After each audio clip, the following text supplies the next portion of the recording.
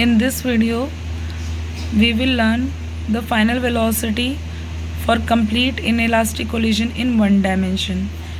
One dimension की बात कर रहे हैं. So this θ1 and θ2 will be 0 and here it will be like this.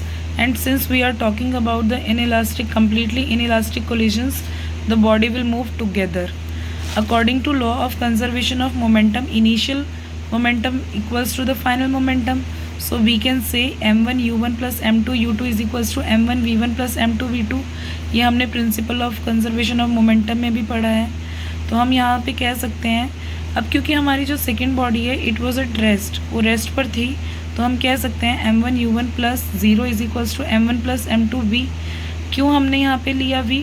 क्योंकि अब जो दोनों बॉडीज़ हैं वो दोनों टुगेदर मूव कर रही हैं. हम ये मान के चल रहे हैं कि ये परफेक्टली इनइलास्टिक है, कम्प्लीटली इनइलास्टिक है. तो ऐसे केस में हमारे पास दोनों बॉडी आपस में ज्वाइन हो जाएंगी and they will move with the same velocity. That's why we are taking v1 is equals to v2 is equals to v. अब यहाँ से हम देख सकते हैं कि जो फाइनल वेलोसिटी आएगी that will be m1 u1 upon में m1 प्लस m2. अब हमारे पास काइनेटिक एनर्जी का भी कुछ लॉस होगा.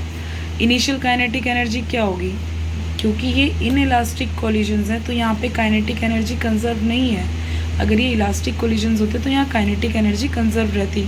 अब हम यहाँ पर ये देखते हैं कि कितना काइनेटिक एनर्जी का लॉस हुआ क्योंकि ये एक इनइलास्टिक कोलिजन है. तो देखो, सबसे पहले हम इनिशियल काइनेटिक एनर्जी निकालें तो half m1 u1 square plus half m2 u2 square होगा. लेकिन क्योंकि सेकेंड बॉडी रेस्ट पर है तो u2 विल बी 0. तो हम कह सकते हैं initial kinetic energy is due to only initial velocity of first body and it will be half m1 u1 square. Final kinetic energy क्या हो जाएगी? फाइनल काइनेटिक एनर्जी, अब हमारी जो दोनों बॉडीज़ हैं they join together and move, तो final velocity हमने v मानी थी, that will be equals to half m1 plus m2 v square. तो चेंज इन काइनेटिक एनर्जी क्या आएगा? क्योंकि हमारे पास लॉस हो रहा है एनर्जी का, यानी कि इनिशियल काइनेटिक एनर्जी ज़्यादा रही होगी, जब कोलिजन हो गया तो एनर्जी में कमी आई, इसीलिए हम इनिशियल काइनेटिक एनर्जी में से फाइनल काइनेटिक एनर्जी को माइनस करेंगे. तो हम कह सकते हैं half m1 u1 square minus half m1 plus m2 v square. अब हम क्या करेंगे, इस सेकेंड इक्वेशन में इस फर्स्ट इक्वेशन को सब्सटीट्यूट कर देते हैं, ठीक है ना. v की वैल्यू पुट कर देते हैं 1 से.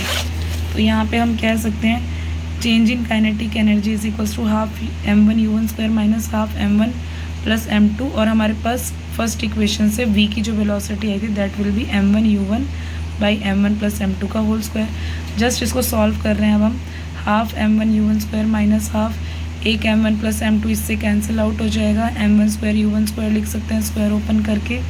इसके बाद हम देखेंगे half m1 square u1 square minus half m1 square u1 square upon में m1 प्लस m2.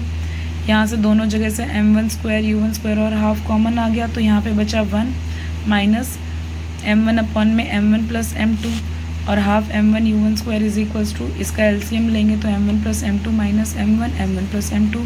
तो यहाँ से हमें पता लगा कि हमारे पास जो लॉस हुआ काइनेटिक एनर्जी का that will be equals to half m1 m2 u1 square m1 plus m2. It is positive, it means the kinetic energy is losing here. And this is all about the inelastic collision. In next video we will learn about the elastic collisions.